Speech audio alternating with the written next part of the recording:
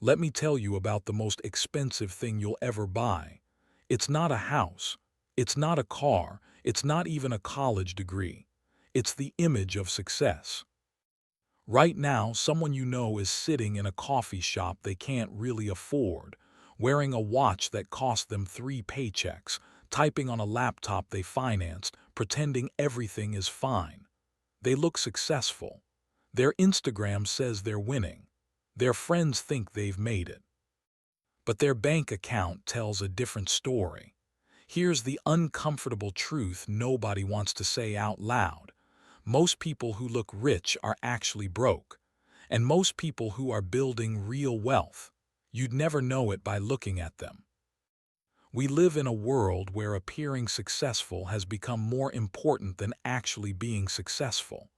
And that shift, that quiet little swap, is financially devastating.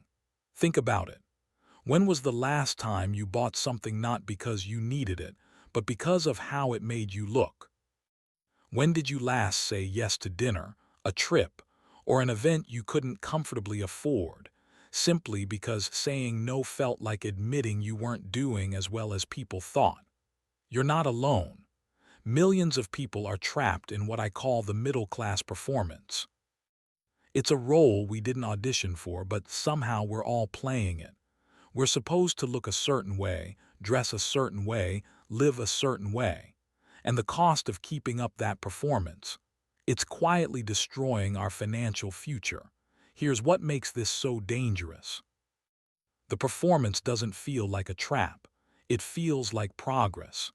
Every upgrade, every new purchase, every visible sign of success feels like you're moving forward. But you're not climbing a ladder. You're running on a treadmill, getting nowhere fast, while your actual wealth stays frozen or even moves backward. The worst part, the system is designed this way. Every ad, every influencer, every carefully curated social media post is built to make you feel like you're falling behind unless you buy, upgrade, and keep up. And the middle class, the hardworking, ambitious, trying to make it middle class, we're the most vulnerable to it.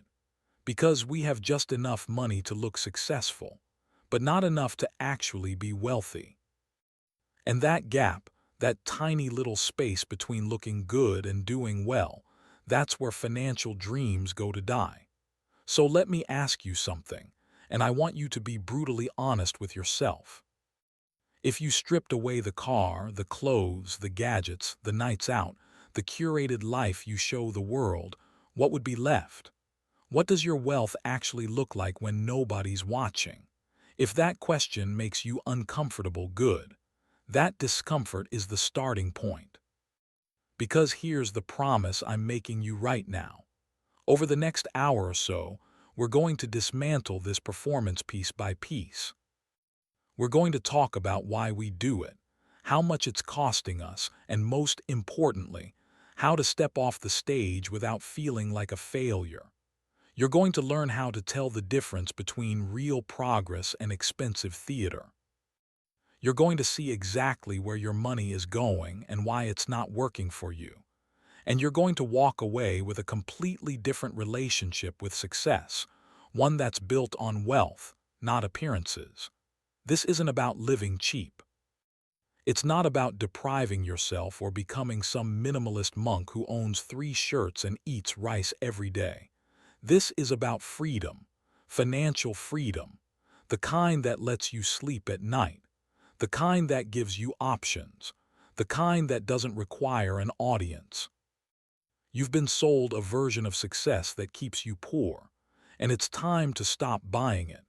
Here at Audiobooks, we talk about money differently, not the flashy, get-rich-quick nonsense. Not the out-of-touch advice that pretends everyone can just stop drinking coffee and magically become a millionaire. We talk about the real psychological, social, and emotional forces that shape how we spend, save, and think about wealth. And more importantly, how to take control of them. So if you're tired of looking successful while feeling broke, if you're ready to stop performing and start building, If you want to understand why your income keeps growing but your wealth doesn't, you're in exactly the right place. Let's pull back the curtain. Let's end the performance. Let's talk about what real wealth actually looks like and how to build it without an audience.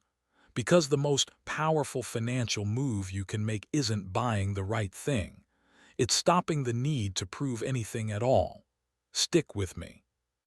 This might be the most honest conversation about money you've ever had.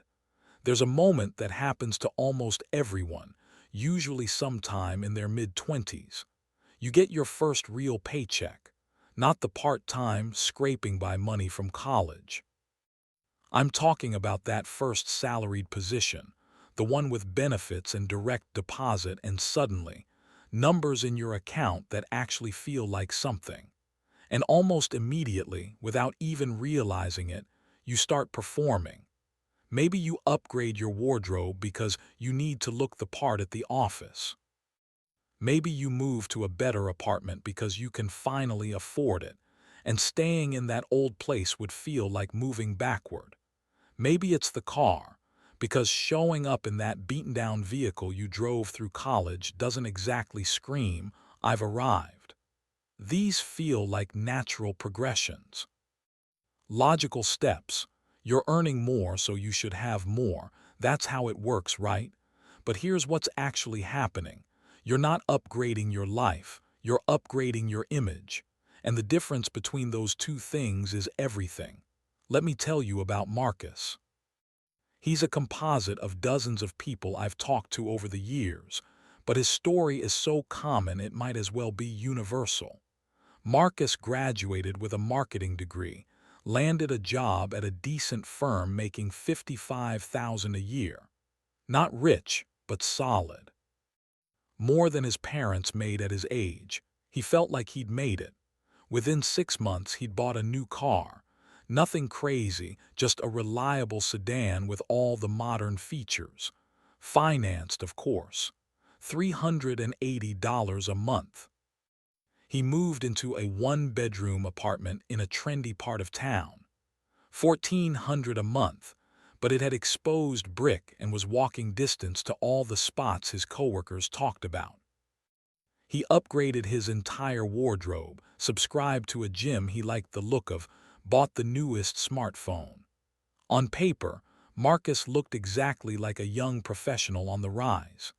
His Instagram showed a life of Sunday brunches, rooftop happy hours, weekend trips.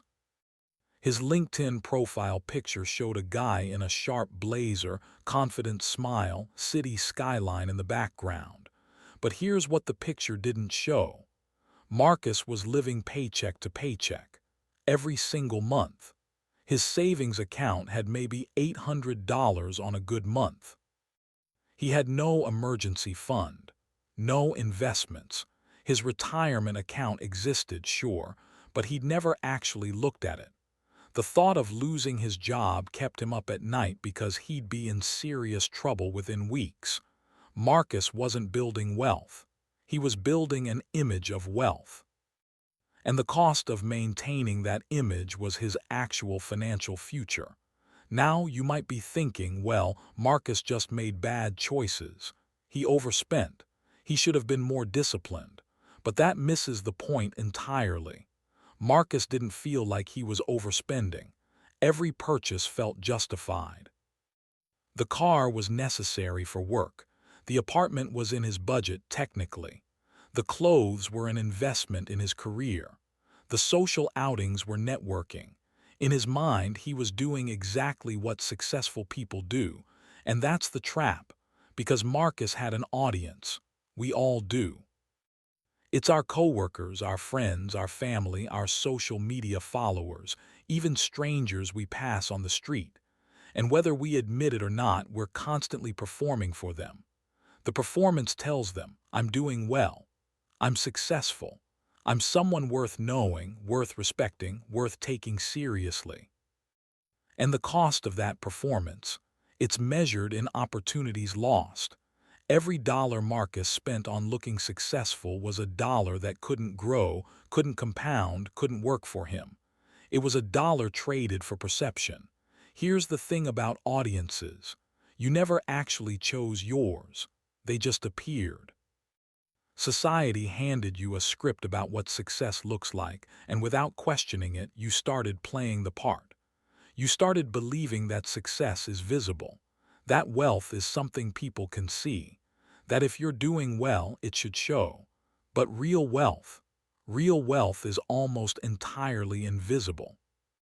The millionaire next door, that concept everyone's heard about but nobody actually believes it's real.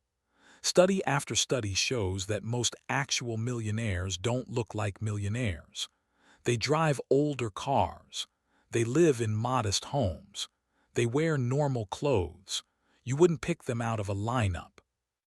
Meanwhile, the people who look rich, the ones with the luxury vehicles and designer everything and the lifestyle that screams money, a huge percentage of them are drowning in debt, living month to month, one emergency away from financial catastrophe. We've gotten it completely backward, and the reason is simple. We're spending for an audience that doesn't actually care about our financial well-being. Think about that. The people you're trying to impress with your car, your clothes, your lifestyle, they're not going to help you when your transmission fails and you can't afford to fix it. They're not going to cover your rent when you lose your job. They're not going to fund your retirement. They're just watching. And the moment you can't keep up the show, they'll simply turn their attention to someone else who can. You're sacrificing your financial security for people who won't even remember your performance a year from now. So why do we do it? Because the performance feels good. It feels like progress. It feels like we're winning. Every like, every compliment, every moment someone looks at us with a hint of envy or admiration, it hits our brain like a small reward. We're doing it right. We're successful. But feelings aren't facts, and looking successful is not the same as being secure. The audience you never asked for is costing you everything. And until you're willing to step off the stage, to stop performing, to let go of the need for visible proof of your worth, you'll stay trapped in the same cycle, earning more but keeping less, looking richer but growing poorer, performing success while building nothing. Let's talk numbers, real numbers, the kind that make people uncomfortable because they force us to see what we've been avoiding. Most people have no idea where their money actually goes. They know their salary. They know their rent. They know the big stuff. But the rest, it's a blur. A vague sense of spending on normal things, necessary things, life things. And that vagueness is lethal, because hidden inside that blur is the cost of the performance. And when you actually add it up, when you see it clearly, it's staggering. Let's go back to Marcus for a minute. Remember, he's making $55,000 a year.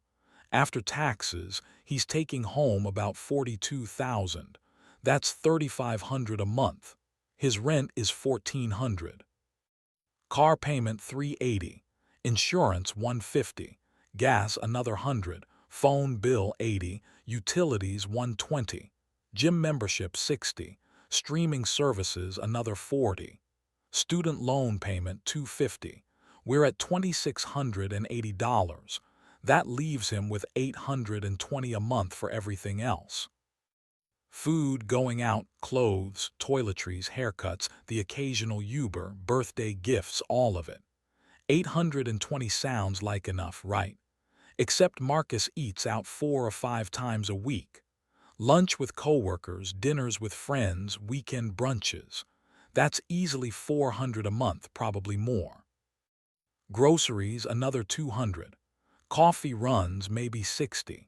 Drinks and social outings, another $200 if he's being conservative.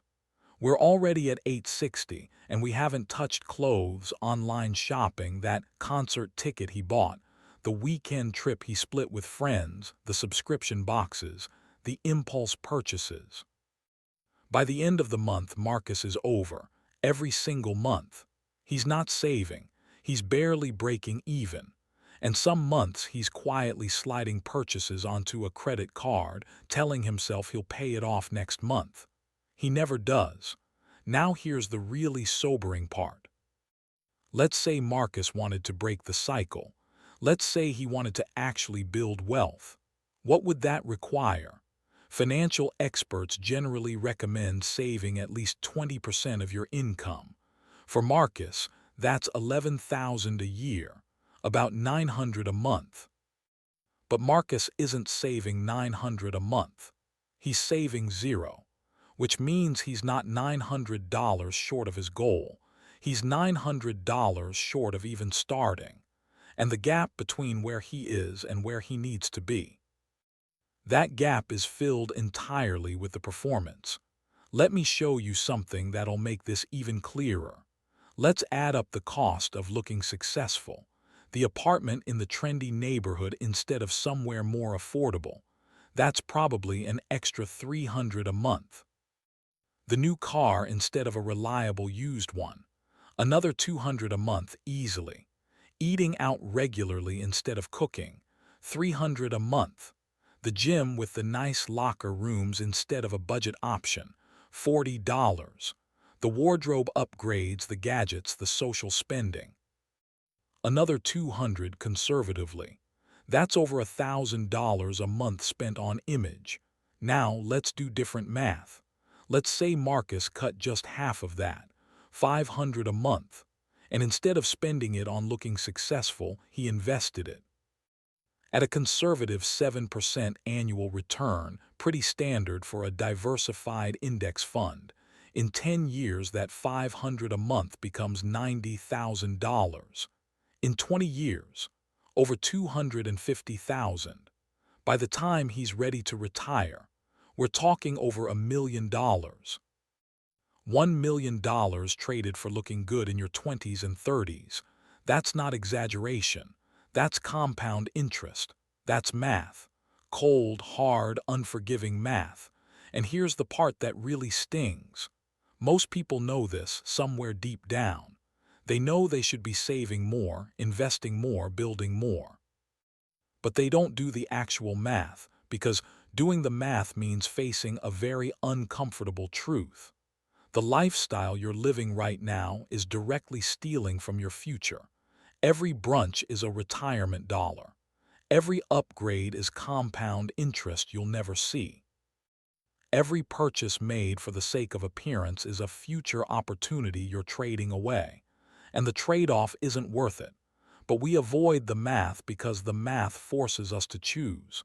And choosing means sacrifice. It means saying no.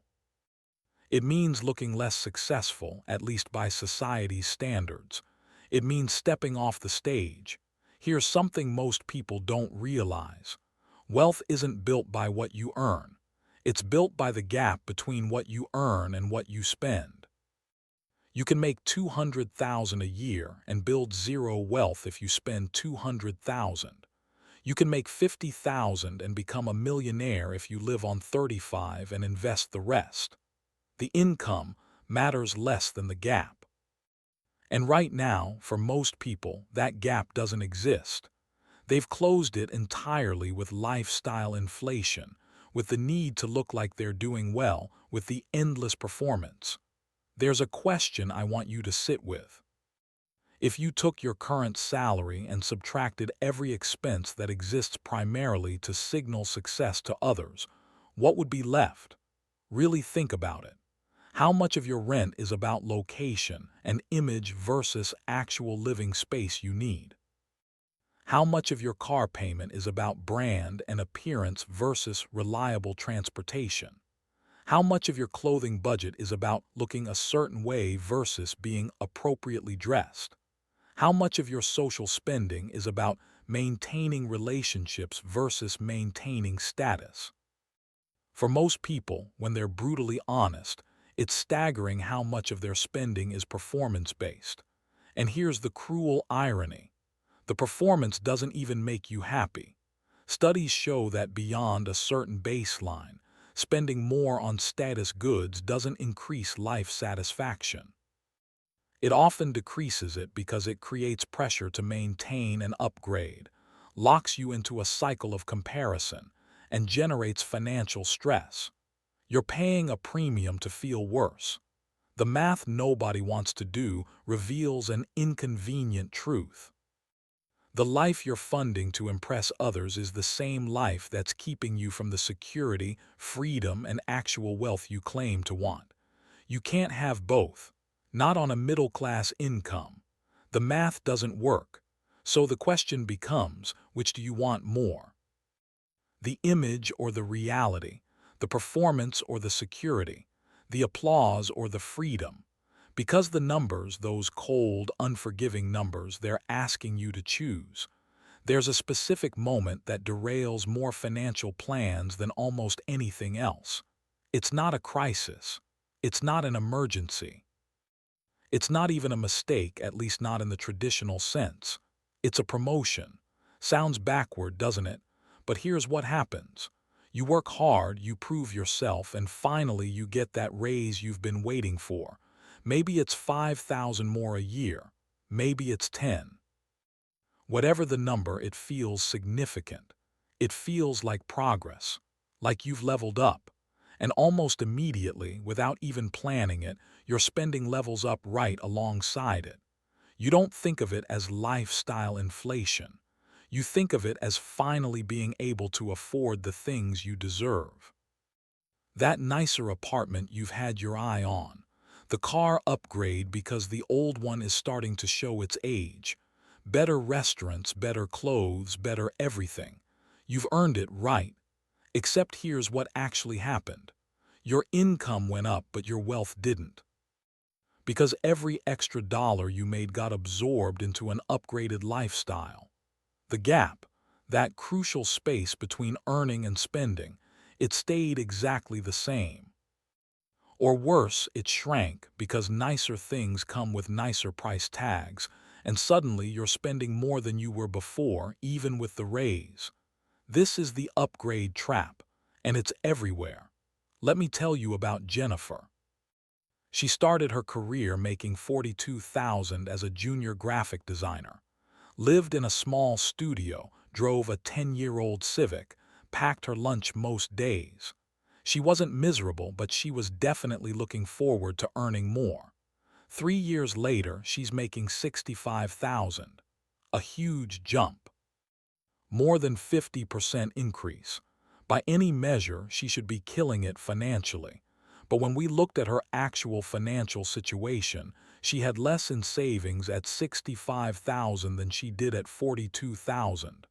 Less. How does that happen?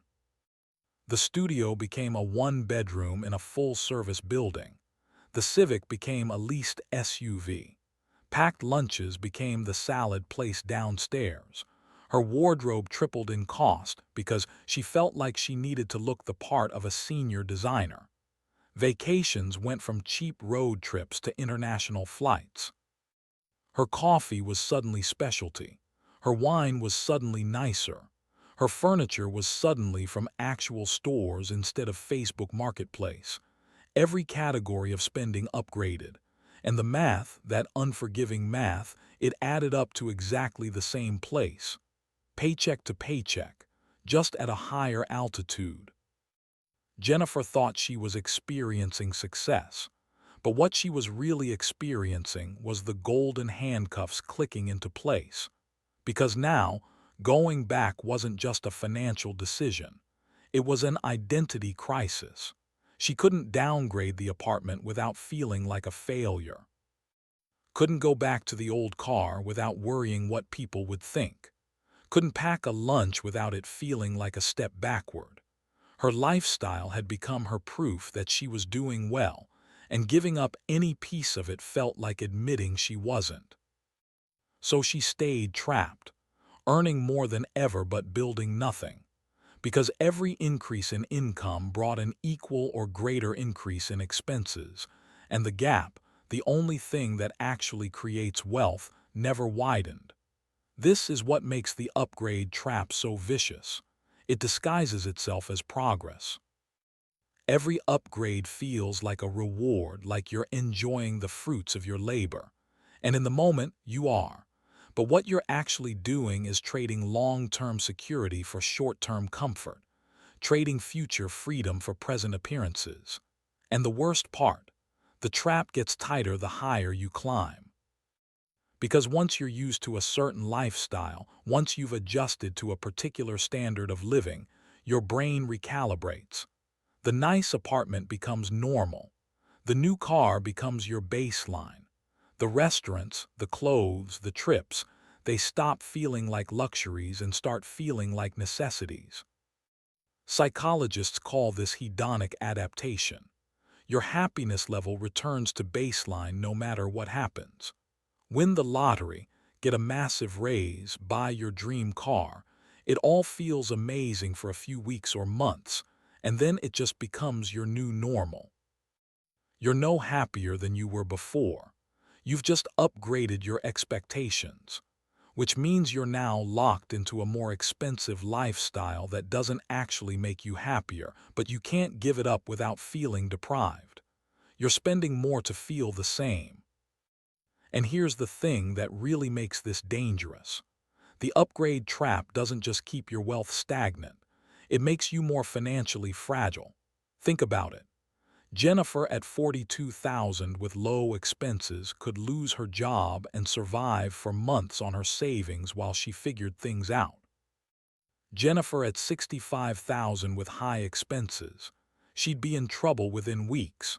Her burn rate, the speed at which she goes through money, is so high that any disruption becomes a potential disaster. She's earning more, but she's actually more vulnerable, more dependent on that paycheck, more trapped. And this is true across the board. The person making 100,000 but spending 95 is in a more precarious position than the person making 60 and spending 40. Income creates the illusion of security, but it's the gap that creates actual security. The upgrade trap convinces you that earning more is the solution, when the real solution is widening the gap, which means resisting the upgrade in the first place. Now, I can already hear the objection. Are you saying we should never enjoy our money, never upgrade anything? Live like we're broke forever? No, that's not what I'm saying at all. What I'm saying is this. Upgrades should be strategic, intentional, and paid for with actual wealth, not financed with future income. They should enhance your life in meaningful ways, not just signal status. And most importantly, they should never come at the cost of the gap. Here's a rule that changes everything. When you get a raise, pretend you didn't, at least for the first year. Let that extra money sit in your account. Watch it accumulate. Feel what it's like to have a growing cushion, an expanding safety net, a widening gap. Let your lifestyle stay exactly where it is while your income grows. Then, after a year, take half of that raise and allocate it intentionally. Maybe you do upgrade one thing that genuinely matters to you. Maybe you increase your investment contributions. Maybe you build an emergency fund that actually lets you sleep at night. But you do it consciously, deliberately, not as a reflexive response to having more money. Because here's what most people never realize. The lifestyle you have right now, the one you're living before the raise, it was enough last month. It was your normal. You weren't sitting around feeling deprived. You were fine. So why does getting more money suddenly make that same lifestyle feel insufficient? It doesn't. Your life didn't change. Your needs didn't change. The only thing that changed was your awareness that you could afford more. And that awareness, that knowledge of possibility, it created a sense of entitlement. A feeling that you should upgrade because you can. But being able to afford something and it being a smart financial decision are two completely different things. The upgrade trap is optional. You don't have to step into it, but avoiding it requires something most people aren't willing to do. It requires you to be okay with not looking as successful as you could. It requires you to let your wealth grow invisibly while your lifestyle stays modest. It requires you to ignore the voice that says you deserve to celebrate your success in visible ways. It requires you to care more about the gap than the image. And for most people, that's the hardest trade of all. Every purchase is two transactions. There's the obvious one, the thing you're actually buying. The shoes, the phone, the dinner, the trip. And then there's the invisible one. The real one, you're buying a feeling, a signal, a story about who you are. And that second transaction, it's almost always more expensive than the first. Let me show you what I mean. Imagine two people buying coffee. Person A goes to a regular coffee shop, orders a standard drip coffee, $3. Person B goes to the specialty place, orders the single origin pour-over with oat milk, $7. On the surface, the difference is $4. No big deal, right? But let's look at what they're actually buying. Person A is buying caffeine and warmth, a functional start to the day. The transaction is simple. Need coffee, buy coffee, drink coffee. Done. Person B is buying all of that plus something else. They're buying the experience of being someone who drinks single-origin pour-overs, the identity of having discerning taste, the signal to anyone watching that they appreciate quality, the Instagram story with the minimalist cup and aesthetic lighting. They're not paying $7 for coffee. They're paying $4 extra for the story. And here's the thing. That extra $4 multiplied across every purchase decision you make, every single day, it adds up to the entire difference between building wealth and staying broke.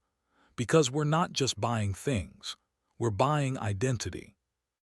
We're buying belonging, we're buying proof. That's what the performance costs. Think about your phone. When it's time to upgrade, what do you actually need? You need something that makes calls, sends messages, handles basic apps. A mid-range phone does that perfectly. Costs maybe $300 or $400.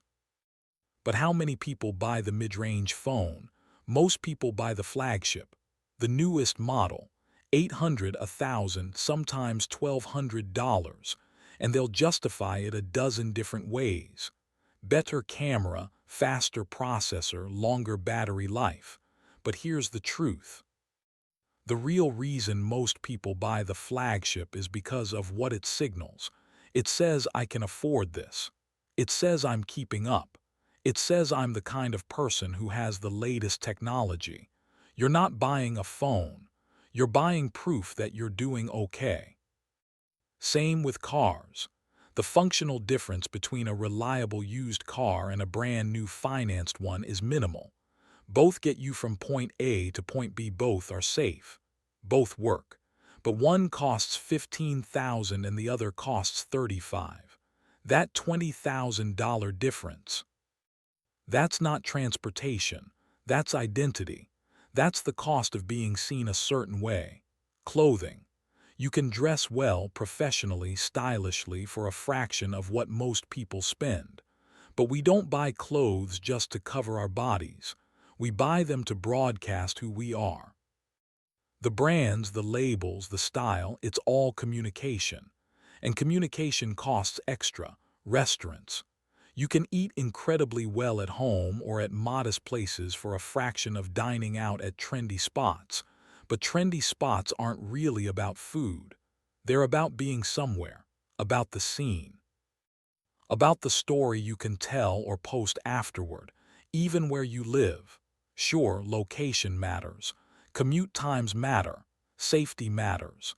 But the difference between a decent neighborhood and the trendy neighborhood, that premium you're paying isn't just for the apartment. It's for the address. For the ability to say where you live and see recognition in someone's eyes.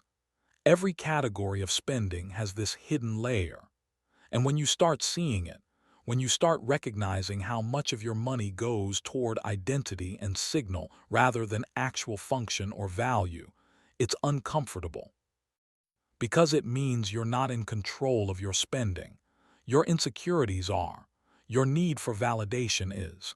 your fear of being seen as less than is. Here's a question that cuts right to the core. If nobody knew what you bought, if your purchases were completely private and invisible, would you still make the same choices? If the phone, the car, the clothes, the dinners, if none of it could be seen or known by anyone else, would you still spend the money? For most people, the honest answer is no, at least not on the same things at the same level, which means a huge portion of spending isn't really for you at all. It's for the audience. It's for the performance. You're paying a premium for perception. And the cost of that premium is compounding in the other direction. Every dollar you spend on identity is a dollar that's not growing, not working for you, not building your future. Let me put this in perspective. Let's say you spend an extra $200 a month across all categories on the upgraded versions of things. The nicer brands, the better labels, the status markers. That's $2,400 a year. Seems almost reasonable, right? $200 a month isn't crazy. But invested over 30 years at 7%, that $2,400 a year becomes almost $250,000. 227,000 to be exact. You're trading $250,000 of future wealth for the feeling of looking successful today. Is the feeling worth it? Here's what makes this so psychologically tricky. The purchases feel good in the moment. Every time you buy something that signals success, your brain gets a little hit of dopamine. You feel validated. You feel like you're winning, like you're doing it right. And that feeling is real. I'm not saying it's fake or that you're imagining it. The validation, the sense of belonging, the identity reinforcement, it genuinely feels rewarding. But feelings fade. The new phone stops feeling new in a week. The car becomes just a car.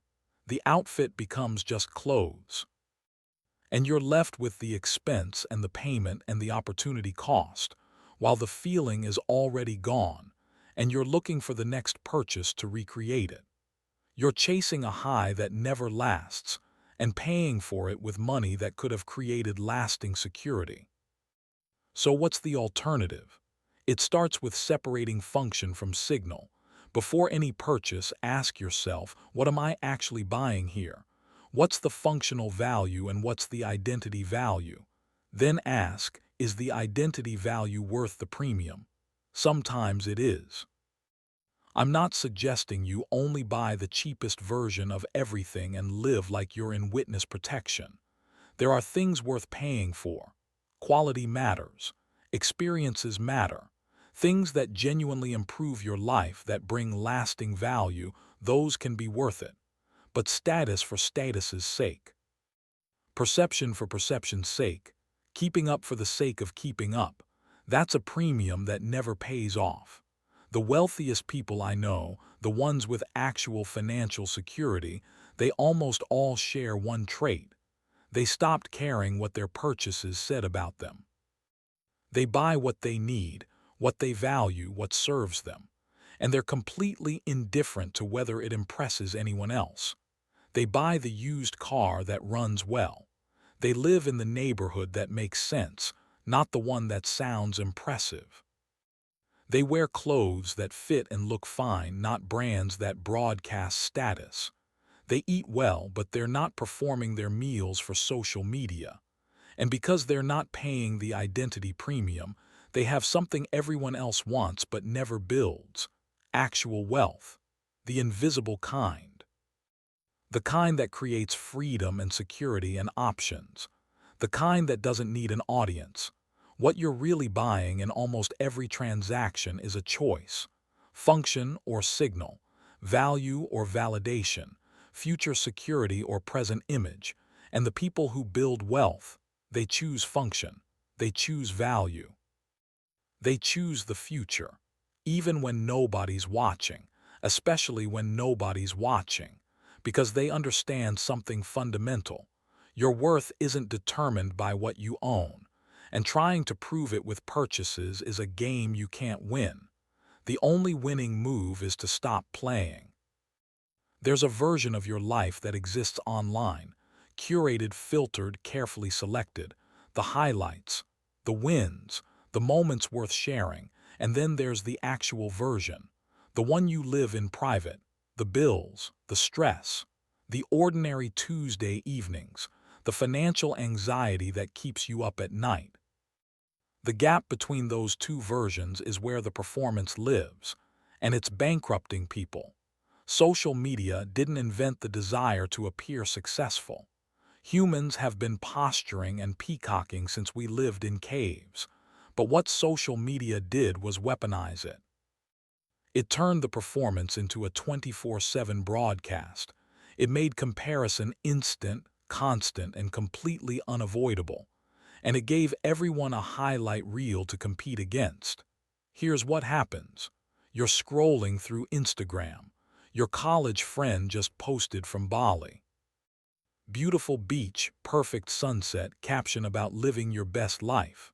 Your coworker is at some rooftop restaurant, cocktail in hand, city lights in the background. That acquaintance you barely know just bought a new car, posed next to it, all smiles. And something shifts in you. Subtle, almost imperceptible, but real. You start measuring, comparing, your life against theirs, your accomplishments against their highlight reel. And somewhere deep in your brain, a quiet voice starts whispering, you're falling behind. Never mind that the friend in Bali maxed out a credit card to afford that trip. Never mind that the coworker at the rooftop bar is drowning in debt. Never mind that the person with the new car financed the whole thing at an interest rate that would make you wince. You don't see any of that. You just see the image. And the image says they're winning. So you start spending to keep up, not consciously. You're not sitting there thinking I need to match their lifestyle. It's more insidious than that. You just start feeling like you deserve things, like you should be doing more, having more, experiencing more. The trip you weren't planning suddenly feels necessary. The dinner you would have skipped suddenly feels justified. The purchase you would have thought twice about suddenly seems reasonable. Because if everyone else is doing it, it must be normal, right? Except everyone else isn't doing it. They're just posting it. And there's a massive difference between living well and looking like you're living well. Let me tell you about David. Mid-30s, works in tech sales, makes around $80,000 a year. Solid income. He should be comfortable, building wealth, setting himself up well. Instead, he's stressed about money constantly. And when we dug into why, social media was all over it. His feed was full of people taking trips, eating at expensive places, showing off purchases. And David felt pressure to match it. Not because he consciously cared what they thought, but because seeing it so constantly made it feel like the baseline. Like that's just what people his age with his income do. So he traveled even when he couldn't really afford it, because staying home felt like missing out. He went to restaurants that stretched his budget, because posting about it made him feel like he was participating in the life he was supposed to be living. He bought things, upgraded things, spent on things, all to maintain the appearance of keeping pace. His Instagram looked great. His bank account told a different story. And here's the really cruel part. David's friends were doing the exact same thing. They were looking at his posts and feeling the same pressure. Everyone was performing for everyone else, all of them stressing about money behind the scenes, none of them talking about it, all of them trapped in this weird collective delusion. It's like financial theater where everyone's an actor and an audience member at the same time. And nobody wants to be the first one to break character and admit they can't actually afford the show. Social media turned life into a highlight competition, and the entry fee is your financial security. Think about how this plays out practically. You're trying to save money. You've committed to being smarter with spending. Then you open Instagram and see someone you know at a festival. Looks amazing. Suddenly, your quiet weekend at home feels boring, feels like you're missing out on life, feels like maybe you're being too restrictive, so you loosen up. You say yes to the thing you were going to skip. You buy the ticket, book the trip, make the purchase. And in that moment, it feels good. Feels like you're living, not just existing. But what you actually did was let someone else's curated moment dictate your financial decisions. You let an image, something specifically selected and filtered to look good, override your own financial priorities. You traded your plan for their performance, and it happens over and over. Death by 1,000 scrolls. Each one subtly shifting your baseline, adjusting your expectations, making you feel like your life needs to look a certain way to count. Here's something most people don't realize. The people who post the most are often the ones struggling the most. Because they're using social media as proof, as validation that they're doing okay. They need the likes, the comments, the external confirmation.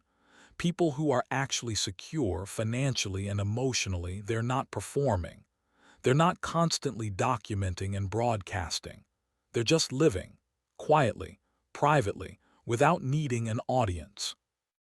So when you're comparing your life to what you see online, you're comparing your reality to someone else's carefully constructed fiction.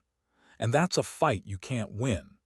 Now, I'm not saying social media is pure evil and you should delete everything and live off the grid. That's not realistic and probably not necessary. What I am saying is this. You need to recognize what social media is. It's a performance platform. Everyone is showing their best, hiding their worst, and somewhere in the middle is the truth that never gets posted. The couple that looks blissfully happy might be fighting about money constantly. The person with the perfect career might be burned out and miserable. The friend who seems to have it all together might be held together by credit cards and anxiety. You don't know. You can't know. Because social media isn't designed to show you reality. It's designed to show you highlights. And basing your financial decisions on highlights is like trying to build a house on a foundation of smoke. So here's a practice that changes everything. Before you make a purchase that's influenced by what you saw online, by what someone else posted, or by the life you think you're supposed to be living, pause. Ask yourself, would I want this if I hadn't seen it online? If I hadn't seen someone else doing it, would I still care? If the answer is no, you're about to spend money on performance, on keeping up, on maintaining an image for an audience that doesn't actually care about your financial well-being. And that money, that specific money, it's the difference between building wealth and staying stuck. The social media illusion is powerful because it's constant. It's in your pocket. It's always there, always feeding you images of lives that look better, easier, more successful than yours. But it's still an illusion. And the moment you stop letting it dictate your baseline, the moment you stop measuring your life against curated fiction, you take back control. You stop spending to keep up with people who are probably broke. You stop chasing a lifestyle that only exists in photos. You stop performing for an audience that will forget you the second you stop posting. And you start building something real, something that doesn't need filters or captions or likes to matter. Your actual life, your actual wealth, your actual freedom, the version nobody sees. And that's exactly the point. Money has a way of complicating relationships, especially when everyone's pretending they have more of it than they do. There's a cost to maintaining friendships in a world where everyone's performing success. It's subtle, unspoken, but very real. And for a lot of people, it's one of the biggest drains on their finances. I call it the friendship tax. It's the dinners you can't really afford but say yes to anyway because everyone else is going. It's the trips that stretch your budget but you book because you don't want to be left out. It's the bachelor party, the wedding, The birthday celebration that costs way more than you planned for, but you can't say no without feeling cheap. It's every time you spend money not because you want to, but because the social cost of saying no feels higher than the financial cost of saying yes, and it's quietly draining people dry. Here's the thing about friend groups, especially in your 20s and 30s. Everyone's income is different. Everyone's financial situation is different, but nobody wants to talk about it. So you end up with this weird dynamic where the person making the most sets the baseline and everyone else quietly struggles to keep up. Let me tell you about Rachel. She's in a friend group from college. 6 women, all close, all still living in the same city. They do brunch every couple of weeks, girls' trips twice a year, constant group dinners and outings. On the surface, it's beautiful. Strong friendships, staying connected, making memories. But here's what Rachel never talks about. It's bleeding her financially. One of the women in the group, Nicole, makes a lot more money than the rest. Works in finance, probably pulls in close to 200,000. And Nicole loves to plan things. Nice restaurants, weekend getaways, spa days, concerts. The group goes along because nobody wants to be the one to say that's too expensive. Nobody wants to be the buzzkill. Nobody wants to admit they can't afford it. So Rachel, who makes 60,000 and is trying to save for a down payment on a condo, says yes. Every time. She puts the dinners on her card, she books the trips, she goes along, and then she goes home and stresses about money. She spent thousands of dollars over the past year on things she didn't really want to do, at places she wouldn't have chosen, just to avoid the awkwardness of being the one who can't keep up. That's the friendship tax, and it's expensive. Now you might be thinking, well, Rachel should just speak up. She should be honest about her budget. True friends would understand. And you're right, true friends would. But here's the uncomfortable reality. Speaking up about money feels like admitting failure.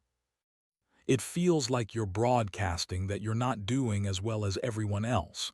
And in a culture where financial success is tied to personal worth, that admission feels humiliating. So people stay quiet. They stretch. They overspend. They rack up credit card debt. All to avoid the social cost of honesty. And the deeper you get into the performance, the harder it becomes to step back. Because now you've established a pattern. You've set expectations. Suddenly saying, I can't afford that anymore feels like something changed, like you're going backward. Even if the truth is you could never really afford it in the first place. Here's what makes the friendship tax particularly insidious. It disguises itself as connection, as investing in relationships, as prioritizing experiences over things, and those are all good values. Relationships do matter. Experiences do create memories. Spending money on connection isn't inherently bad, but there's a difference between investing in relationships and funding someone else's lifestyle expectations at your own expense. When you're consistently spending beyond your means to maintain friendships, you're not investing, you're performing. And the relationship you're damaging most is the one with your own financial future. Real friendships shouldn't require you to go broke to participate. Let me give you another angle on this. Think about the last time a friend suggested something you couldn't afford. Maybe it was a pricey dinner, an expensive trip, concert tickets, whatever. What did you do? If you're like most people, you either said yes and figured it out later, or you made up an excuse. You were busy. You had other plans. You weren't feeling great. Anything except the truth, which is I can't afford that. Why? Why is it easier to lie than to just say it's not in my budget right now? Because we've been conditioned to believe that talking about money makes us awkward, cheap, or unsuccessful. We've internalized the idea that if you have to think about cost, you're doing something wrong. So we hide our financial reality, even from people who are supposed to be close to us. And in doing so, we trap ourselves in spending patterns we can't sustain. Here's what's wild. In most friend groups, multiple people are feeling the same pressure. Multiple people are quietly overspending, stressing, wishing someone would just say this is too much. But nobody does. Everyone assumes they're the only one struggling. So everyone keeps performing, keeps spending, keeps pretending. It's collective financial self-destruction disguised as friendship. Now, here's the part where this gets really important. The friendship tax isn't just about the money you spend. It's about the resentment that builds. When you're constantly stretching financially to keep up with friends, you start resenting them. Not consciously, maybe. But it's there. Every expensive dinner becomes a reminder that they don't get it. Every trip becomes a source of stress instead of joy. And the friendship, the thing you're supposedly protecting by saying yes, it starts to corrode from the inside. Meanwhile, your friends have no idea. They think everything's fine. They think you're happy to be there because you never told them otherwise. So here's what needs to happen. And I know this is uncomfortable. I know it goes against every social instinct you have. You need to tell the truth, not dramatically. Not as some big announcement. Just honestly, calmly when it matters. Hey, that restaurant looks great, but it's out of my budget right now. Can we do something more low-key? I'd love to come on the trip, but I'm focusing on saving right now, so I'm going to sit this one out. Can we celebrate your birthday at your place instead of going out? I'm trying to be smarter with money. Simple, direct, no apologies, no excuses. And here's what you'll discover. The friends worth keeping will respect it. They'll adjust. They'll appreciate the honesty because it gives them permission to be honest too. And the friends who don't, the ones who make you feel bad for having boundaries, who pressure you to spend beyond your means, who treat your financial reality as an inconvenience, those aren't friends. They're an audience. And you don't owe an audience anything. The friendship tax is optional. You can stop paying it any time you want. But it requires something difficult. It requires you to value your financial security more than you value the appearance of keeping up. It requires you to be okay with being different, with standing out, with not matching the group's spending patterns. It requires you to risk the discomfort of honesty. But here's what you get in return. You get real friendships, the kind based on actual connection, not shared spending. You get relationships that don't require you to go broke to maintain, and you get your money back.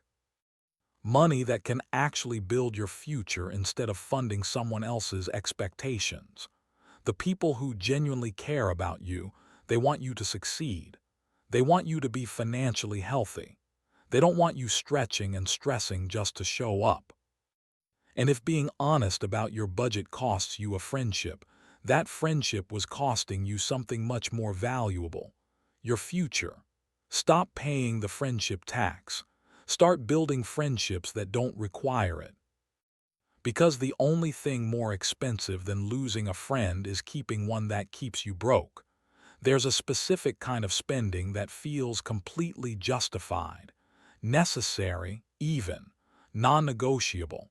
It's the money you spend to look the part at work, the professional wardrobe, the reliable car that won't embarrass you in the parking lot, the neighborhood address that signals you're serious, the gadgets and accessories that say you're keeping up with your industry.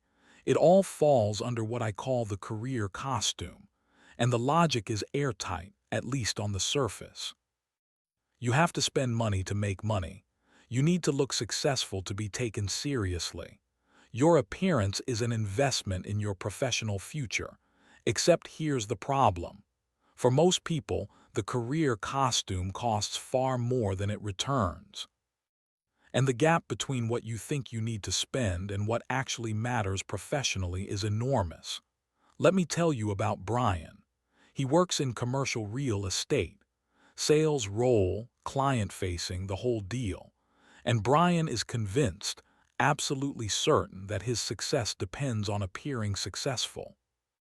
So he drives a BMW, leased $550 a month, wears designer suits, never the same one twice in a week, lives in a high-rise downtown because that's where successful real estate guys live, gets his hair cut every 2 weeks at a proper barber, not a chain, carries the right watch, has the right shoes, drinks the right whiskey when he's out with clients.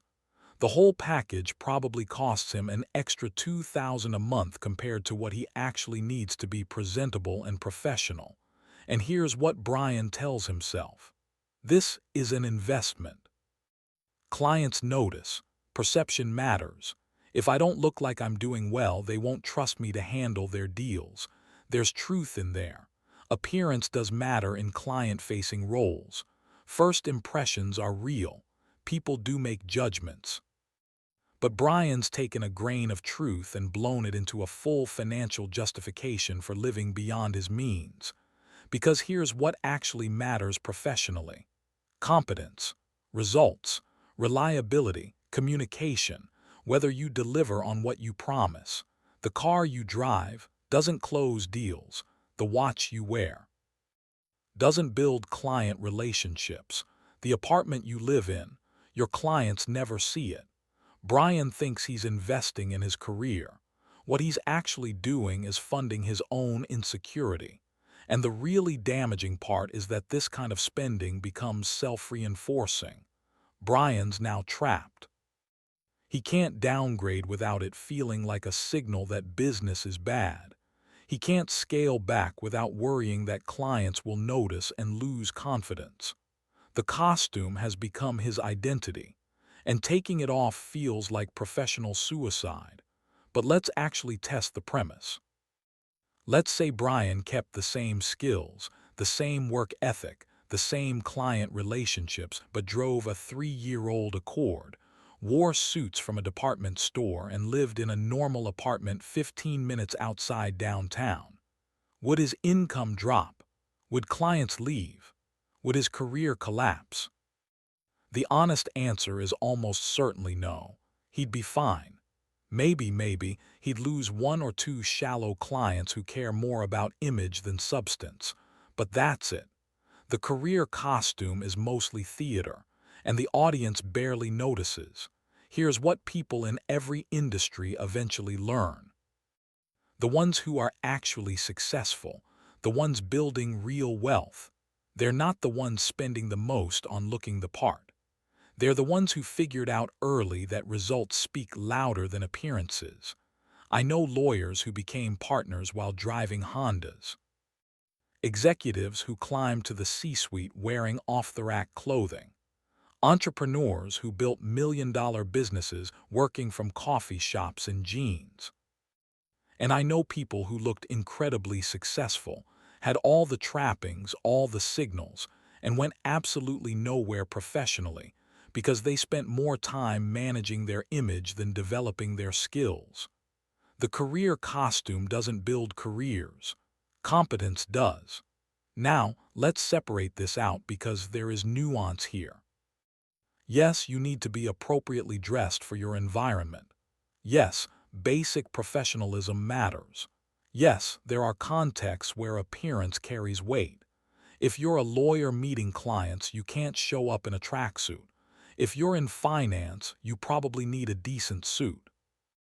If you work in a creative field, you might need to signal that you understand aesthetics. But there's a massive difference between meeting the baseline and exceeding it for status reasons. A good suit from a mid-range store looks professional. A designer suit with a recognizable label looks expensive. Professionally, they do the same job. The difference is pure status signaling.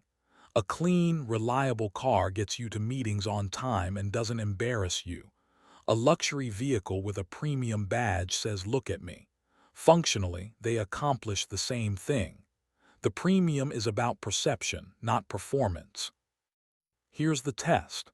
If you stripped the logo off, if nobody knew the brand, would you still buy it? If the answer is no, you're not buying professional necessity. You're buying status. And status, as we've established, is an expensive and depreciating asset. The people who win financially are the ones who figure out the minimum viable costume. What's the least I can spend to be taken seriously and do my job well? And then they stop there. They don't push into the territory of looking rich. They stay firmly in the zone of looking competent and appropriate, because every dollar spent beyond that minimum, it's not a career investment, it's a performance cost. Let me give you a concrete example. Sarah works in marketing at a tech company. When she started, she thought she needed a whole new wardrobe, professional, polished, expensive. She was about to drop $3,000. Then she paused and actually looked around her office. What were the successful people wearing? Turns out her industry was business casual at most. Jeans were fine most days. Nobody was wearing designer anything. The CMO wore sneakers half the time. She'd almost spent $3,000 solving a problem that didn't exist, creating a costume for a stage that wasn't even set up that way. She ended up spending $600, got everything she needed, and the extra $2,400 went into her Roth IRA. That's the difference. That's what happens when you base your spending on actual requirements instead of imagined expectations. Here's another uncomfortable truth. A lot of career costume spending is driven by comparison with colleagues, not actual professional necessity. You see what other people in your office wear, drive, carry, and you feel pressure to match it. Not because clients care, not because your boss cares, but because you don't want to be the one who looks like they're struggling. It's the performance again, just in a different venue, and the cost is the same. Real money traded for perceived status. So what's the way out? First, get brutally honest about what's actually required versus what's about keeping up appearances. Talk to people who have succeeded in your field. Ask them directly. Does this stuff matter? Be specific. Most of the time, you'll find that the requirements are far lower than you thought. Second, separate your professional presentation from your personal identity. You can look appropriate and competent without it being an expression of your worth or success level. Your clothes are a tool, not a statement. Your car is transportation, not a trophy. Your accessories are functional items, not proof of arrival. When you strip the identity component out of professional spending, the costs drop dramatically. Third, recognize that actual career advancement comes from performance, relationships, and skills, not from what you wear or drive. If you took the money you're spending on the costume and invested it in professional development, in building genuine expertise, in creating real value, your career would accelerate faster than any wardrobe ever could.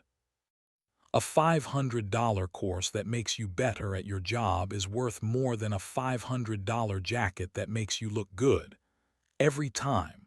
But we spend on the jacket because it's visible, because it's immediate, because it feels like progress. The course is invisible. The growth is slow. The results are delayed. So we choose the costume over the competence, and we wonder why our careers plateau. Here's the thing Brian eventually figured out. After years of stress, after building almost no wealth despite a solid income, he started experimenting. He traded the BMW for a certified pre-owned Lexus. Nicer than a Civic but half the cost. Nobody said a word. Clients didn't notice. His boss didn't care. Emboldened, he started buying fewer suits, wearing the same ones more often. Still looked professional, still closed deals, still got promoted. He moved to a nice but normal apartment building. Rent dropped by $700 a month. His life didn't change. His career didn't suffer. And suddenly, for the first time in his professional life, he had breathing room, money accumulating, options expanding. The stress that had been constant background noise started to fade. The career costume had been optional the whole time. He just needed permission to take it off. You have that permission too. You don't need to look rich to be successful. You need to look competent, prepared, and professional. And that bar is way lower than the one you've been jumping over. Every dollar you're spending above that bar is a choice, not a requirement, a choice. And it's a choice that's costing you your future. There's a particular kind of broke that doesn't look broke. It's polished. It's presentable. It's wearing nice clothes and driving a decent car and living in a good apartment. It's just funded entirely by debt. And it's everywhere. Credit cards, car loans, personal loans, buy now, pay later, payment plans for everything from phones to furniture to vacations. Debt has become so normalized, so woven into the fabric of middle-class life, that most people don't even think of themselves as in debt. They think of themselves as managing. But here's the reality. If you're using debt to fund your lifestyle, you're not managing, you're performing. And the performance is on borrowed time. Let me explain what I mean by the debt performance. It's when your life looks fine, even good, but it's propped up by credit. The gap between your income and your expenses is filled not with savings but with borrowed money. And you're not even necessarily reckless. You're just trying to live the life you think you're supposed to live at your income level. The problem is that life costs more than your income, so you borrow the difference. And as long as you can make the minimum payments, as long as the plates keep spinning, it feels sustainable. It feels like you're keeping up, until suddenly you're not. Let me tell you about Christina. She's 31, works in project management, makes $70,000 a year. Good job, stable. On paper, she should be doing fine. But Christina has $14,000 in credit card debt spread across 3 cards. A car payment of $400 a month with 3 years left.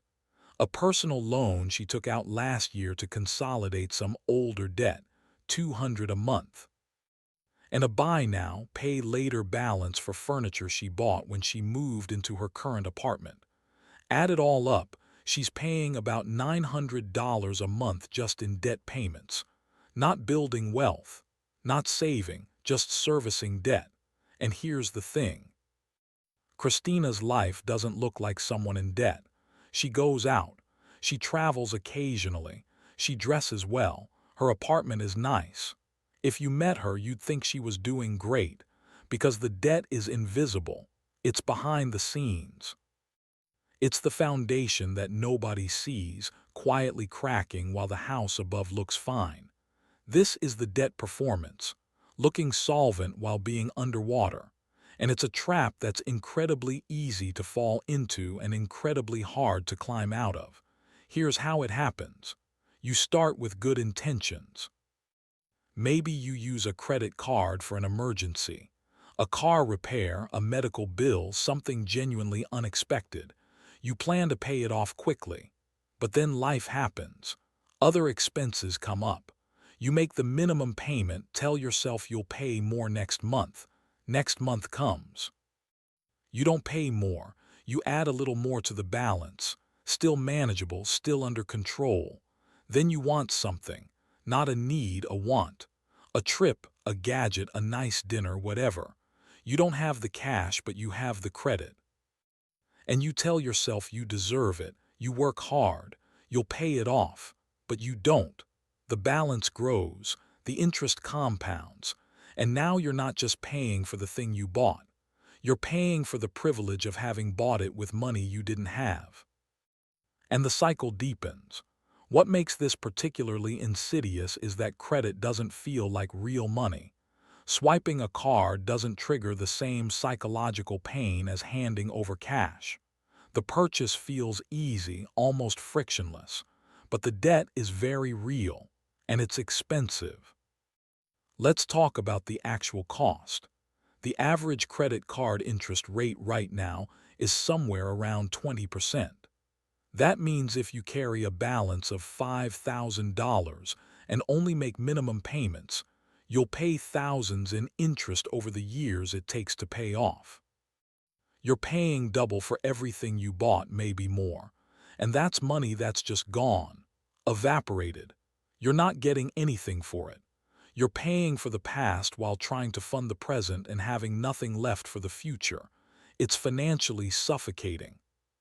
Here's what a lot of people don't realize. Debt doesn't just cost you money, it costs you options. When you're in debt, you're locked in. You can't take risks. You can't make bold career moves.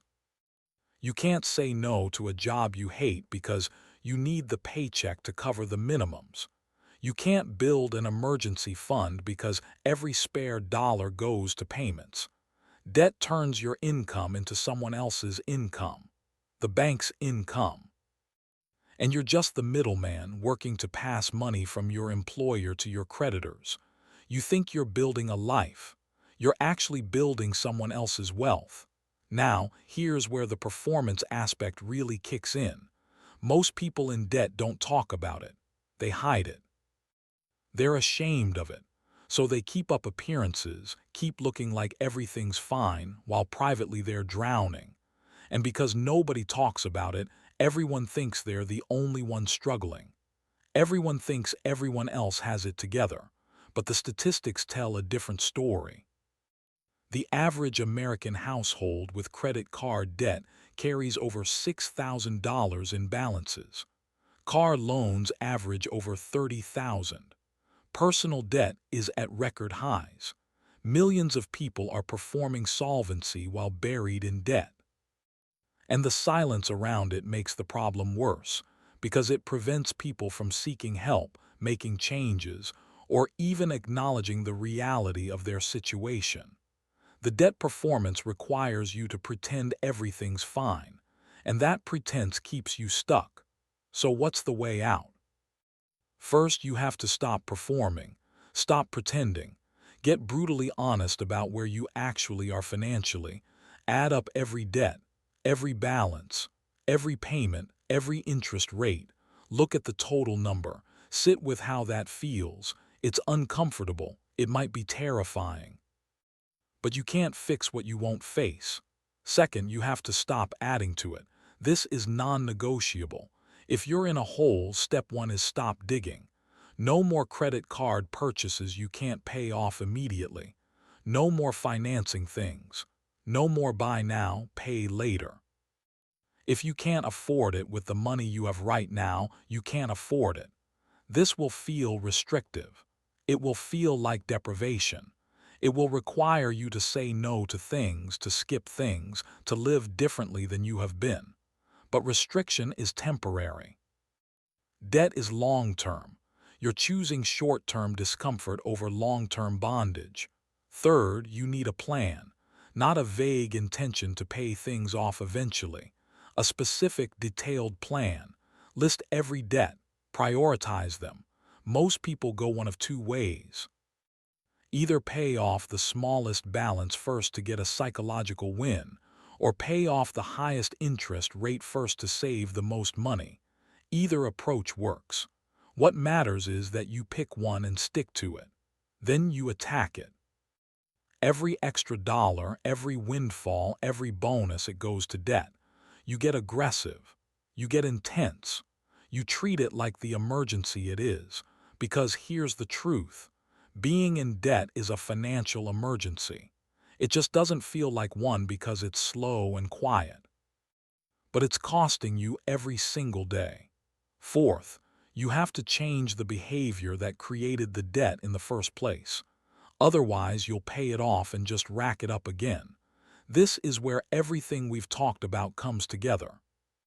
The performance, the spending for image, the social pressure, the career costume, all of it. You have to identify what drove you into debt and address it. Not with willpower. Willpower fails. With systems, boundaries, and a fundamental shift in how you think about money and success. You have to stop measuring your worth by what you own or how you look. You have to stop letting other people's expectations dictate your spending. You have to get comfortable with living below your means, not at them or beyond them. This is deeper than budgeting. It's identity work. Let me tell you what happened with Christina.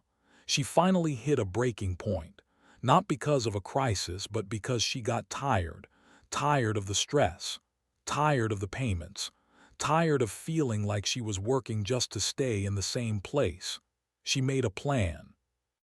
Stopped using credit entirely, cut her lifestyle significantly, moved to a cheaper apartment which hurt her pride but saved her $400 a month, sold the car, paid off the loan, bought a used one with cash, stopped going out, stopped traveling, stopped buying anything that wasn't essential. Her life looked worse for about 18 months. Her Instagram went quiet. Her friends asked if she was okay. She felt like she was missing out on everything, but she was paying off debt, fast, aggressively, and every payment felt like reclaiming a piece of her future. 18 months later, she was debt-free, completely, and the shift was profound. Suddenly, her entire paycheck was hers. She could save. She could invest. She could breathe. The constant background anxiety that had been with her for years, it was gone. And her life, the actual lived experience of it, it got better. Not because she was spending more, because she was free. She rebuilt slowly, started doing things again but differently, with cash, with intention, without the need to perform. And now, a few years later, she has more wealth than she ever did when she looked wealthy. She has options, security, peace. None of it shows up on Instagram, and she doesn't care. The debt performance is a choice. You can stop performing anytime.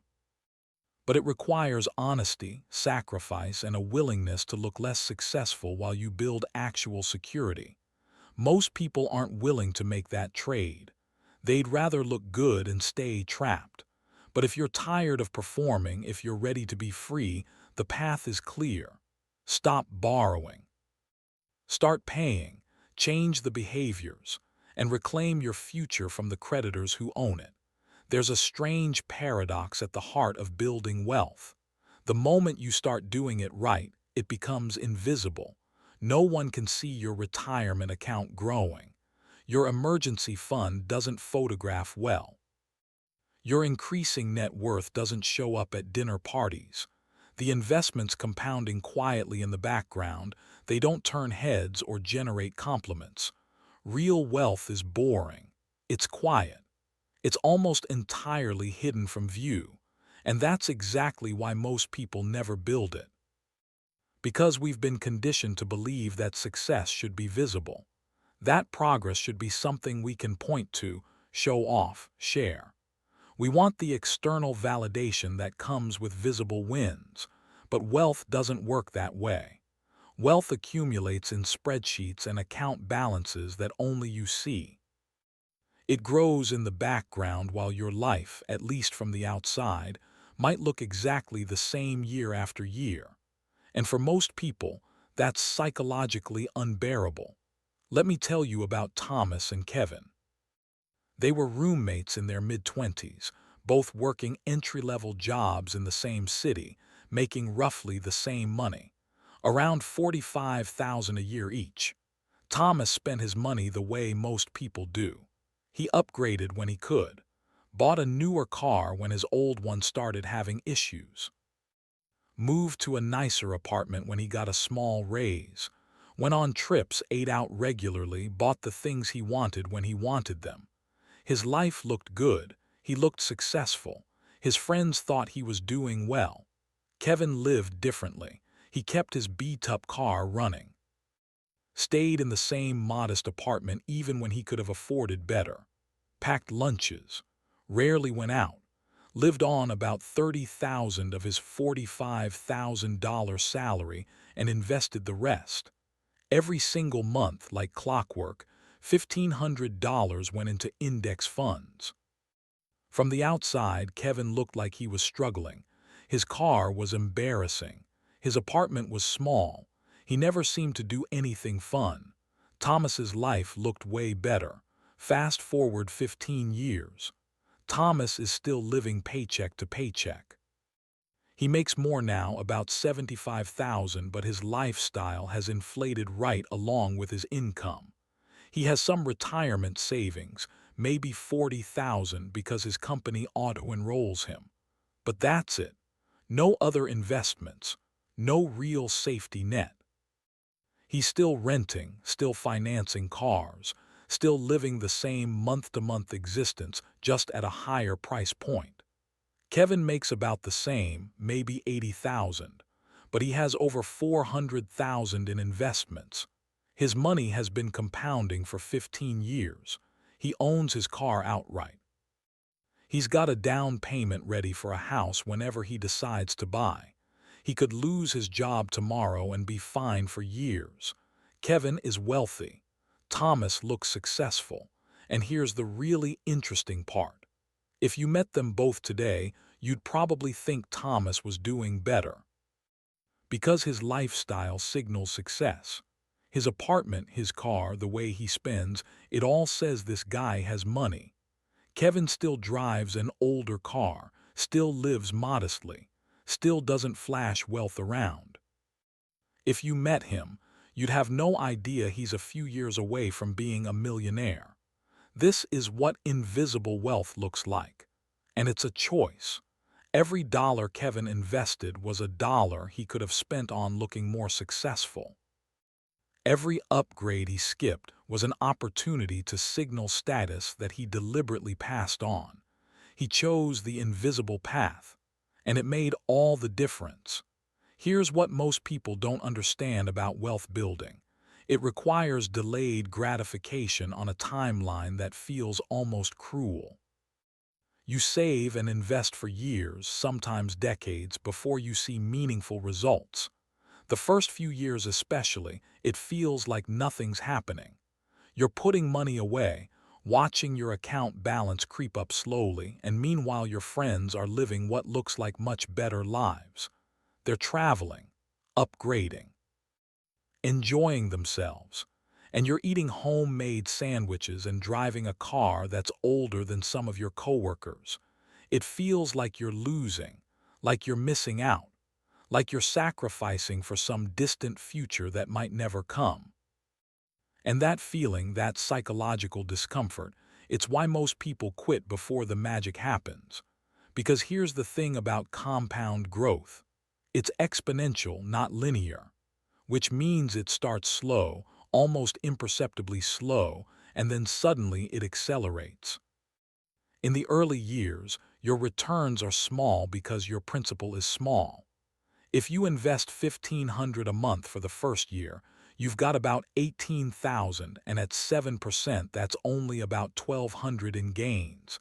Barely noticeable. But fast forward 10 years. Now you've got over $250,000 invested. That same 7% is generating over $17,000 a year. You're making more from your investments annually than you were investing in those first years. And it keeps accelerating.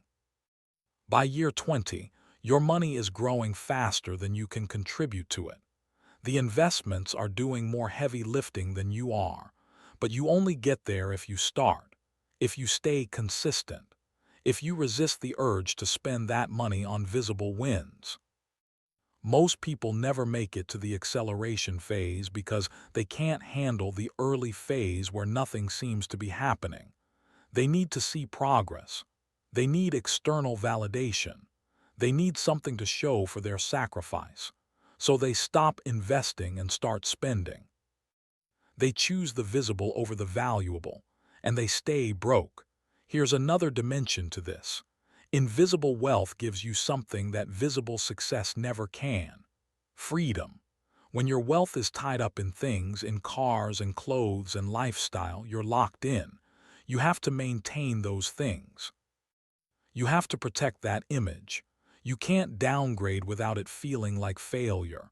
But when your wealth is invisible, stored in investments and accounts, you have options. You can quit a job you hate. You can take a risk. You can say no. You can weather an emergency without panic. You're not dependent on the performance because your security doesn't come from how things look. It comes from what you've built privately. That's real power. That's real freedom. Thomas is trapped. He can't leave his job even though he doesn't like it because he needs the paycheck. He can't take a month off. He can't make a bold career change. His lifestyle requires consistent income, and any disruption would be catastrophic. Kevin can do whatever he wants. He could take a year off and travel. He could start a business. He could go back to school.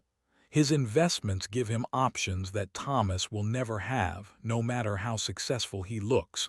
Invisible wealth is flexible. Visible success is brittle. So why don't more people choose the invisible path? Because it requires something incredibly difficult. It requires you to stop caring what other people think. You have to be okay with people assuming you're not doing well.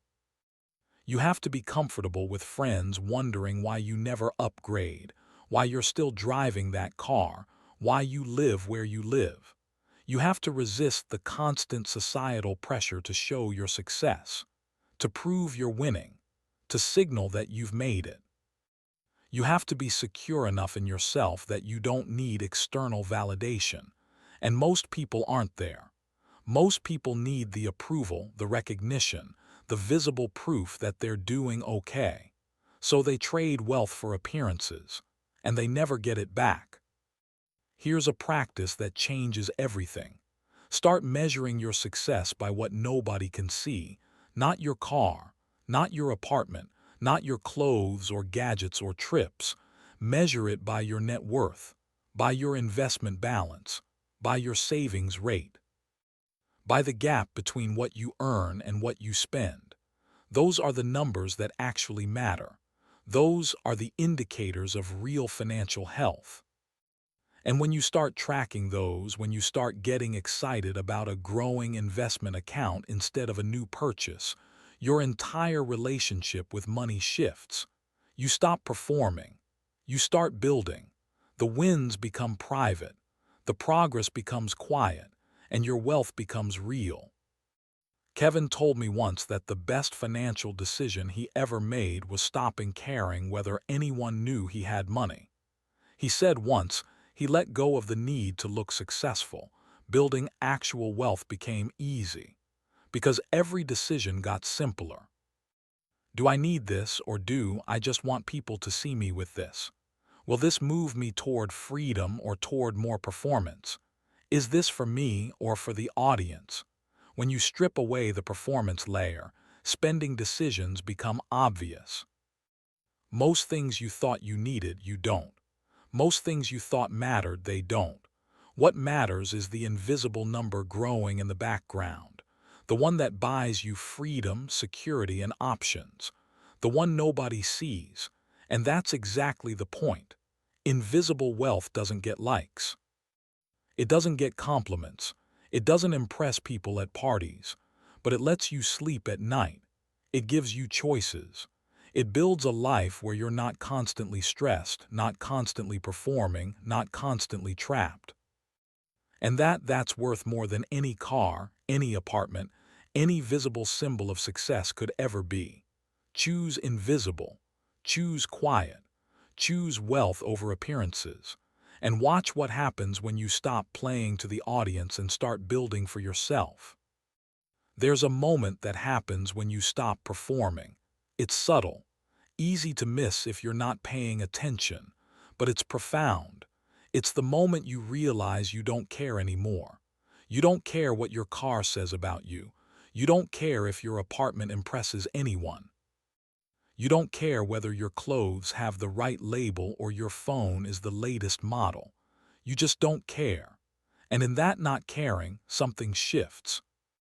The anxiety that's been humming in the background, the constant low-level stress about money, about keeping up, about maintaining the image, it starts to fade. You breathe differently. You sleep better. You make decisions faster because they're no longer weighed down by what other people might think. You become free. Let me tell you about Maria. She spent her entire 20s performing, keeping up with friends, maintaining an image, living a life that looked successful from the outside while being constantly stressed about money on the inside. She made decent money, around 65,000 in marketing, but she was always broke, always juggling payments, always stressed, always wondering where the money went. Then something happened, nothing dramatic, no crisis, no rock bottom moment. She just got tired, tired of pretending, tired of the stress, tired of working hard and having nothing to show for it except stuff she didn't really care about and a lifestyle that required constant maintenance. So she made a decision. She was going to stop performing, just stop. Cold turkey. She didn't announce it, didn't make it a whole thing. She just quietly started making different choices. When her lease was up, she moved to a cheaper apartment. Not a bad place, just less trendy, less impressive. Saved her $500 a month. She stopped going to expensive dinners with friends, started suggesting cheaper alternatives or hosting at home. Some friends drifted. The real ones stayed. She sold her financed car, paid off the loan, and bought a 10-year-old Toyota with cash. Saved another $300 a month. She stopped buying clothes unless she actually needed them. Stopped upgrading her phone every year. Stopped spending money on things that existed primarily to signal status. And here's what happened. Her life from the outside looked worse. She looked less successful. Her Instagram got boring. People probably assumed she was struggling. But her actual life, the one she was living privately, got exponentially better. For the first time in her adult life, she had money left over at the end of the month. Real money, not just a few dollars, hundreds of dollars. She built an emergency fund, a real one. 6 months of expenses sitting in a high-yield savings account. She started investing. 15% of her income every month into index funds. She paid off her credit cards completely, all of them. And the stress, the constant background anxiety that had been her baseline for years, it just evaporated. She wasn't making more money. She was just keeping more of it. And that made all the difference. But here's the part that surprised her. She didn't miss the old life at all. She thought she would. She thought downgrading would feel like deprivation, like punishment, like moving backward. But it didn't. It felt like freedom. Because she wasn't actually giving up anything that mattered. She was giving up the performance, the image, the constant need to prove something. And in exchange, she got peace. She got security. She got options. She got her life back. This is the shift. And it's available to anyone willing to make it. But it requires letting go of something deeply ingrained. The belief that your worth is tied to what you own, how you look, what you can afford to display. It requires deprogramming years of messaging that says success is visible, that wealth is something people can see, that your value is determined by external markers. It requires you to find your worth somewhere else, in your character, in your relationships, in your competence, in your integrity, in things that can't be bought or displayed or photographed. And for a lot of people, that's terrifying. Because if you're not what you own, then who are you? That question, that identity crisis, it's why most people never make the shift. They'd rather stay trapped in the performance than face the discomfort of redefining themselves. But here's what's on the other side of that discomfort. Clarity. You start seeing your finances clearly, probably for the first time. You see where the money actually goes. You see what matters and what doesn't. You see the enormous gap between what you thought you needed and what you actually need. Control. You stop feeling like money is happening to you and start directing it intentionally. You decide where it goes. You set the terms. You're in charge, progress, real progress. Not the fake kind that comes from upgrades and purchases. The kind that shows up in your net worth, in your investment balance, in your growing security. Peace. The constant financial anxiety fades. You stop worrying about unexpected expenses because you have a cushion. You stop stressing about losing your job because you have options. You sleep better, you relax, you breathe. And eventually power. The power to make choices based on what you want, not what you can afford. The power to say no.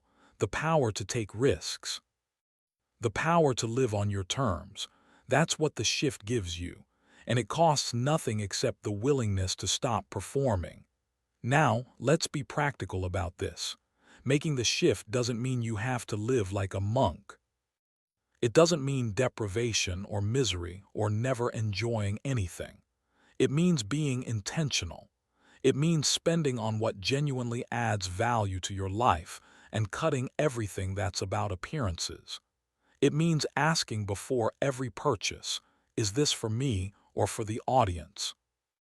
If it's for you, if it genuinely makes your life better, enhances your happiness, serves a real purpose, then it might be worth it. If it's for the audience, if it's about signaling or impressing or keeping up, then it's performance. And performance is what you're cutting out. The shift is about alignment. Aligning your spending with your actual values instead of with societal expectations. And when you do that, when you cut out the noise and the pressure and the performance, you're left with a much simpler, much clearer financial picture. You need less than you thought. You want different things than you assumed. And building wealth becomes straightforward instead of complicated. Here's what Maria says now, a few years into the shift. She says the hardest part was the first 6 months. Adjusting to a different lifestyle, dealing with people's reactions, fighting the urge to fall back into old patterns. But after that, it became normal, the new baseline. And looking back, she can't believe she spent so many years living the other way. She makes about the same money she did before, but she has over $60,000 invested, a fully funded emergency fund, zero debt, and she's on track to be a millionaire in her 50s. None of it shows. Her life from the outside looks modest, average, unremarkable. And she loves that, because it means nobody's watching, nobody's expecting anything, nobody's judging or comparing. She's just quietly building wealth while everyone else is busy performing. The shift isn't for everyone. Some people will never make it. They're too attached to the image, too dependent on external validation, too afraid of what people might think. And that's fine. That's their choice. But if you're exhausted from the performance, if you're tired of looking successful while feeling broke, if you're ready to trade appearances for actual security, the shift is waiting. It doesn't require a dramatic overhaul. You don't have to move to the woods and live off the grid. You don't have to give up everything you enjoy. You just have to stop caring about the audience. Stop spending for show. Stop performing success and start building it. One decision at a time. 1 month at a time. One choice at a time. And slowly, quietly, invisibly, your life transforms. The stress fades. The options expand. The future brightens. Not because you're making more, because you're keeping more. Because you're directing your resources toward what actually matters instead of what looks good. The shift is simple, but it's not easy. Because it requires courage. The courage to be different. The courage to look less successful while becoming more secure. The courage to disappoint people's expectations. The courage to stop performing. But on the other side of that courage is something most people spend their whole lives searching for and never find. Freedom. Real freedom. Financial freedom. The kind that doesn't need an audience. The kind that doesn't require applause. The kind that's invisible to everyone except you. And that's exactly what makes it so powerful.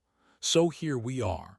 We've walked through the performance together, examined it from every angle, seen how it works, what it costs, why we do it, and what's waiting on the other side when we finally let it go.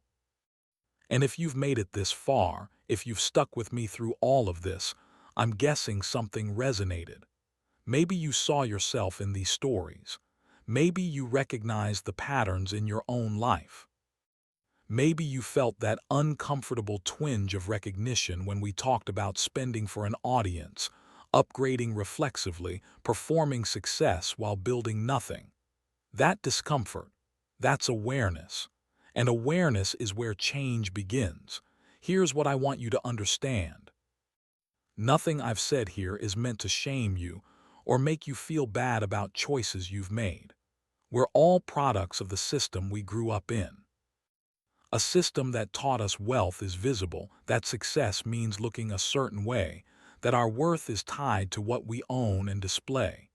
You didn't create that system. You were born into it. And you've been doing your best to navigate it with the tools and information you had. But now you have different information. Now you see the trap, and seeing it gives you a choice. You can keep performing. Keep chasing the image of success while your actual financial security stays frozen or moves backward. Keep spending to impress an audience that doesn't actually care about your well-being. Keep trading your future for the validation of the present. That's an option. And for some people, it'll be the option they choose, because the performance is familiar. It's what everyone else is doing. It feels normal even if it's unsustainable, or you can make the shift. You can step off the stage. You can stop measuring your worth by external markers and start building something real, something invisible, something that actually gives you freedom. That path is harder in the short term. It requires sacrifice. It requires you to be different, to look less successful, to disappoint expectations. It requires you to sit with discomfort and delayed gratification while people around you are seemingly living better lives. But in the long term, it's the only path that leads anywhere worth going. Because here's the truth we keep dancing around. The performance never ends. There's no final act where you've proven yourself enough, spent enough, accumulated enough visible success that you can finally relax. Every upgrade just resets the baseline. Every achievement just raises the bar. Every signal of success just creates pressure to maintain and exceed it. The treadmill never stops. You just get more tired. But building real wealth, that has an end point, or at least an inflection point. A moment where your investments are generating enough that you don't have to work unless you want to. Where money stops being a constant source of stress and becomes a tool that serves you. Where you're actually genuinely free. That's not a fantasy. That's math. Compound interest over time. It's predictable. It's achievable. But only if you start. Only if you prioritize the invisible over the visible. Only if you choose wealth over appearances. Let me leave you with one more story. It's about a man I met a few years ago. I'll call him Robert. Robert spent the first 15 years of his career performing. He was in sales, made good money, and spent all of it looking the part. Nice car, nice apartment, nice everything. He looked incredibly successful, but at 42, he had a health scare. Nothing life-threatening, but serious enough to make him pause. Serious enough to make him think about what would happen if he couldn't work. And when he looked at his finances, really looked, he was horrified. He had almost nothing. After nearly 20 years of working, of earning good money, his net worth was barely positive. A little equity in a car he was still financing, some retirement savings from employer matches, and that was it. He'd spent hundreds of thousands of dollars over 2 decades and had nothing to show for it except a lifestyle he couldn't afford to lose. That moment broke something in him, or maybe it woke something up. He made radical changes, moved to a smaller place, sold the car and bought something reliable but modest, cut his lifestyle by 40% overnight, started investing aggressively, stopped performing entirely. His friends thought he was having a breakdown. His social circle mostly fell away. For about 2 years his life looked from the outside like a step backward, but he kept going, stayed focused, ignored the noise. 10 years later I met him. He was 52, and he was done. Financially independent. His investments generated enough that he didn't need to work. He still did because he enjoyed it. But it was a choice, not a necessity. And that distinction changed everything. He told me the health scare was the best thing that ever happened to him, because it forced him to see what he'd been avoiding, that the performance was costing him everything and giving him nothing real in return. He said the 2 years after he stopped performing were the hardest of his life, socially isolating, psychologically difficult, full of doubt and fear and the constant temptation to go back to the old way. But then something shifted. The investment started compounding, the stress started fading, the options started appearing, and he realized he'd made the right call. He said if he could go back and tell his younger self one thing, it would be this: nobody's watching as closely as you think, and the people who are watching don't matter nearly as much as you believe they do. Stop performing, start building.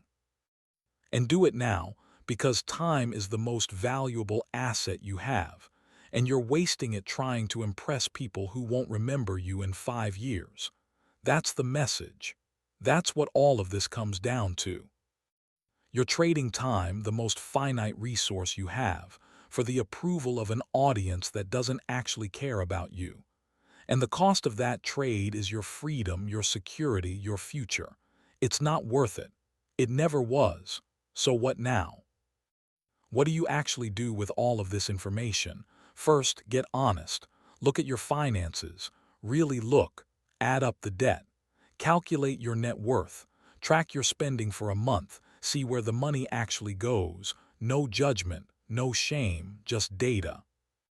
You can't change what you won't acknowledge. Second, identify the performance. What are you spending on primarily for image, for status, for the audience, the car, the apartment, the clothes, the social outings, the upgrades, name it, specifically? This is performance spending. This is what's costing me my future. Third, make one change, not 10, not a complete overhaul. One meaningful change that reduces the performance and redirects that money toward building wealth. Maybe it's moving to a cheaper place when your lease is up. Maybe it's selling a financed car and buying something modest with cash. Maybe it's cutting your social spending in half. Maybe it's just pausing the constant upgrades. One change. Prove to yourself you can do it. Feel what it's like to have that money working for you instead of evaporating into appearances. Fourth, automate the savings. Whatever money you're freeing up, automate it directly into investments. Don't leave it sitting in your checking account where you'll be tempted to spend it. Make it automatic. Make it invisible. Let it grow quietly in the background. And fifth, find your worth somewhere else. This is the deep work. The identity work. You have to decouple your self-worth from your net worth, your value from your valuables. You have to find meaning in relationships, in competence, in character, in contribution, in things that can't be bought or displayed. That's the hardest part, but it's also the most important. Because if you don't do this work, you'll just find new ways to perform. Different stage, same show. This isn't a quick fix. It's not a hack. It's a fundamental reorientation of how you think about money, success, and worth. But it works. And the people who do it, who actually make the shift, they don't regret it. Not one of them. They regret the years they spent performing. They regret not starting sooner. But they never regret choosing wealth over appearances. So let me ask you one final question. The same one I've been asking throughout this whole conversation. Who are you performing for? And is their approval worth your future? Sit with that. Really sit with it. Because the answer to that question determines everything. If you're ready to stop performing, if you're ready to step off the stage, if you're ready to build something real even if nobody ever sees it, you know what to do. Start small. Start today. Start with one choice that prioritizes your future over your image. And then make another, and another. And slowly, quietly, without fanfare or applause, your life will transform. You'll build wealth, real wealth, the invisible kind, the kind that buys freedom, not admiration. And one day, maybe years from now, you'll look back on this moment. The moment you decided to stop performing. And you'll realize it was the best financial decision you ever made. Not because it was easy, because it was worth it. Here at Asset Audiobooks, we're not about quick fixes or get-rich schemes. We're about the real work. The psychological, emotional, behavioral work that actually changes your financial trajectory. If this resonated with you, if you found value here, there's more where this came from. More honest conversations about money, wealth, and the invisible forces that shape our financial lives. But more importantly, take what you've heard here and use it. Don't let this just be another piece of content you consume and forget. Let it be the catalyst, the turning point, the moment you decided to choose differently. Your future self is watching. Not your friends, not your colleagues, not the strangers on social media. Your future self, the one who will either thank you or resent you for the choices you make today. Choose in their favor. Choose wealth over performance. Choose freedom over validation. Choose the invisible path. Because on the other side of the performance is everything you actually want. Peace, security, options, freedom. It's waiting for you. It always has been.